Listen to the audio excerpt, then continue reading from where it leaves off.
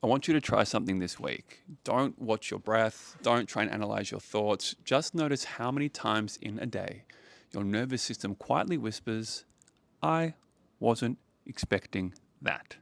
The traffic maybe is worse than usual. Maybe someone cancels plans. Maybe your favorite cafe gets your coffee order wrong, or your partner replies with, I'm fine. Never a good sign. Maybe Instagram gets fewer likes than yesterday. Maybe someone takes longer to reply than you were expecting. Maybe a meeting gets moved, or the supermarket has rearranged the aisles for absolutely no reason. That drives me crazy. Why do they do that? All of these things, none of them are actually emergencies. Yet your body reacts as if someone has just announced the end of civilization. Now, I think this is all happening not because our nervous system hates stress. I think our nervous system actually hates interrupted expectations. And once I noticed this, I found it very difficult to unsee. I started catching myself getting irritated over the smallest things. Not because they were objectively bad, but because they weren't what I'd mentally rehearsed. I'd already lived the next hour, even the next day in my head. I'd already decided how the conversation would go, how quickly traffic would move, how productive I was going to be, how people would respond to me. And then reality showed up with its own script. And apparently it didn't bother checking the Google Doc I had already written for the day. Almost every emotional reaction starts with reality simply refusing to follow the story that we've already written. Frustration itself is often reality, not matching our expectations. Our anxiety is often our minds desperately trying to predict reality so it can finally match expectation. We think we're reacting to life, but often we're reacting to the collapse of our story, the one we made up 5 minutes ago, with absolutely no input from reality itself. All that has made me ask a very strange question. If peace depends on my life going the way I imagined it would, have I accidentally made peace impossible? Because here's the fascinating part. We spend so much of our lives trying to create certainty, but certainty has never actually existed. Think about tomorrow. You don't know how you'll sleep tonight. You don't know what emails you're going to wake up to. You don't know what traffic will find you on your way to work. You don't know what mood your partner's going to be in, or your kid's going to be in, or your boss is going to be in, or your clients are going to be in. You don't know how your body's going to feel. You might wake up with a sore neck for absolutely no reason. You don't know what opportunities will appear. You don't know what problems you're going to have to solve. You don't know if today will be the best day ever or one you're just going to want to forget as fast as possible. And yet, your nervous system wakes up every single morning quietly believing that today should unfold exactly as you have planned. It's kind of adorable that we do this. Every morning our brain wakes up like, I've created a schedule for today. And if everything and everyone follows my schedule, I will be okay. Which is incredibly optimistic considering other people also just keep existing with their own plans and their own schedules. And maybe that's why we spend so much energy trying to control everything.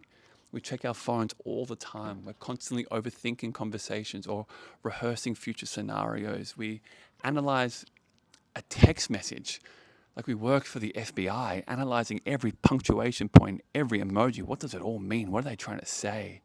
We catastrophize and catastrophize and catastrophize. We convince ourselves that if we think about something long enough, it'll somehow just not happen.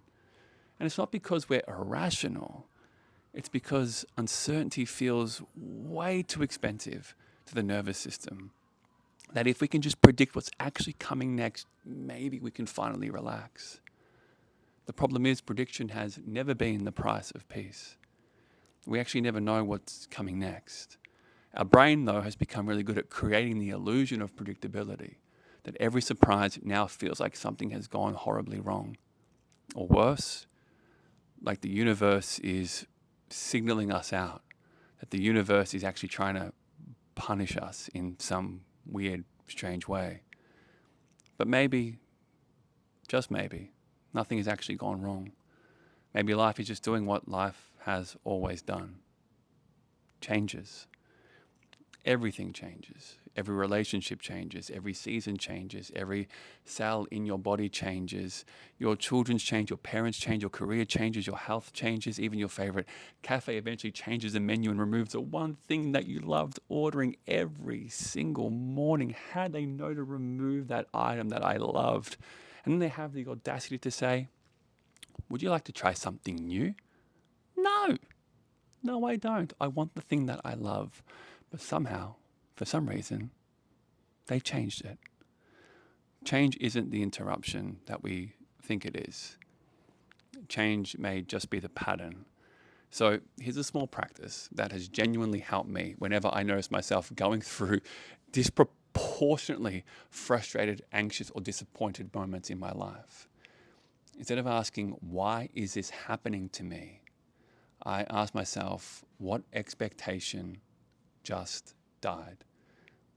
Because most of the time, it isn't the event that's truly upsetting us. It's the gap between what happened and what we thought was going to happen. The moment I ask that question, something shifts, even if it's just subtle. It's like, oh, I wasn't upset because reality was wrong. I was upset because reality ignored the screenplay I had already written. And to be fair, it was a really good screenplay. I was hoping things would actually follow the script. That tiny bit of awareness, though, creates just enough space for my nervous system to stop arguing with reality. Which, if you've ever tried to argue with reality, you'll find it's an argument you lose every single time. And I think that's what a regulated nervous system actually looks like.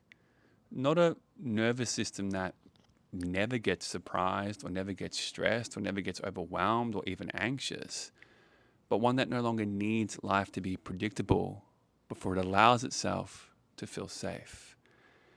Because maybe, just maybe, peace isn't found in controlling what happens next. Maybe peace is remembering that we've never actually known what was going to happen next. And somehow, despite all of that uncertainty, we've made it this far anyway.